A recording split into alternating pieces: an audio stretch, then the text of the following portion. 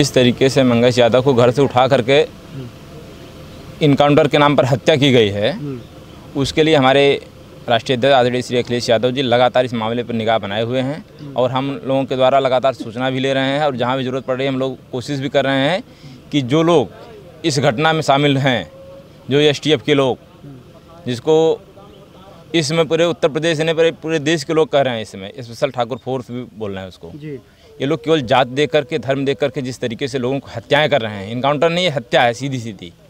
किसी को आप ये आरोप लगा करके चोरी किया है, डकैती डाला है, उसको घर से ले जा करके उसकी जिस तरीके से निर्मम हत्या की गई है, इसकी हम लोग जांच की मांग शुरू से पहले दिन से करते आए हैं। और जब तक इसकी जांच नहीं होगी, या तो हाई कोर्ट के सिटिंग जज से जांच कराई जाए या तो सीबीआई से जांच कराई जाए, यानी कि जब तक सही से जांच नहीं होगी तब तक हम समाजवादी लोग इसके लिए मांग करते रहेंगे। और ज़रूरत पड़ेगी, जहाँ तक ज़रूरत पड़ेगी, चाहे सड़क उतरने की बात आएगी, सड़क से लेकर के सदन तक हमारे नेता इस चीज़ को उठाने का काम करेंगे।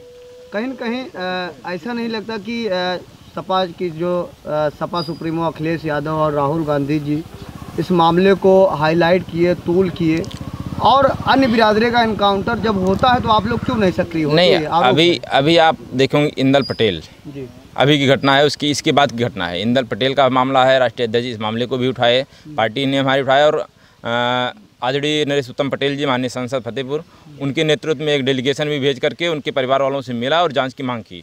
और इस तरीके से पीछे भी जो भी घटनाएं हुई, चाहे गोरखपुर में इनकाउंटर हुआ हो, चाहे उस एक जो गुप्ता था, मतलब जो कानपुर का वहाँ गया था, मतलब ऐसा नहीं कोई या पाल का मामला रहा हो, कोई भी मामला जब भी आता है उसको संज्ञान लेते हैं माननीय राष्ट्रीय अध्यक्ष जी और हमेशा उस मामले को उठाने का काम करते हैं।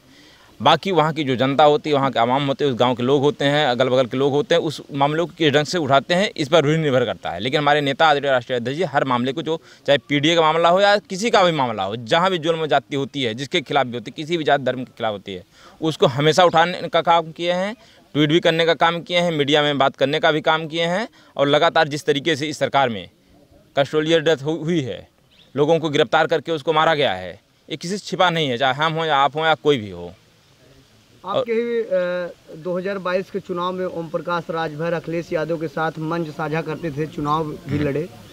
वो कहते हैं कि जहां राहुल और अखिलेश नाम आ जाता है तो वहां कैसे जांच होगा? देखिए, ओम प्रकाश राजभर जी जब राजनीति में नए नवेले आए, कोई भी आता है तो उसको लोग सोचते हैं कोई नया आया, कुछ करेगा, अच्छा करेगा। लेकिन जिस तरीके से कभी भाजपा में, कभी सपा में, कभी किसी गठबंधन में, कभी कोई योगी आदित्यनाथ को बोलते हैं, कभी नरेंद्र मोदी को बोलते हैं, कभी कहते हैं कि हम इसको मठ भगा देंगे, कभी फिर अखिलेश यादव जी के बारे में बोलने लगते हैं, तो उनको सीरियस लेने की जरूरत नहीं है। वो इस राजनीति के नॉन सीरियस व्यक्ति हो गए हैं जी।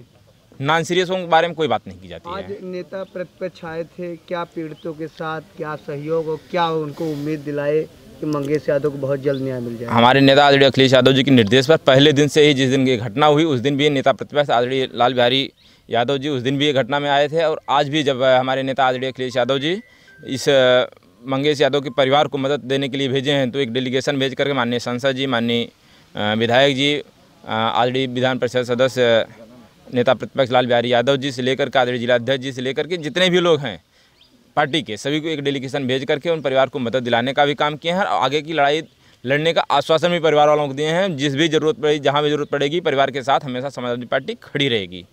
जिससे पता चलता है कि आज 13 दिन हो गए और अभी तक जो है पोस्टमार्टम रिपोर्ट नहीं आई। मैंने इस पर कई बार मैंने खुद भी कोशिश की है, वहाँ पर जो यसो है थानाध्यक्ष, उससे मैंने कई बार बात किया है, एक थानाध्यक्ष हट भी गया, लेकिन ये लोग अभी तक पोस्टमार्टम रिपोर्ट नहीं दे रहे हैं। उसके साथ ये लोग लगातार कुछ न कुछ खेला कर रहे हैं। पहले दिन से हमारे नेता अखिलेश यादव जो दूसरा ट्वीट किए थे मंगेश यादव, उसमें उन्होंने इस मुद्दे को उठाने का भी काम किया था कि उसके पोस्टमार्टम रिपोर्ट के साथ ये लोग खिलवाड़ कर रहे हैं, बदल रहे हैं।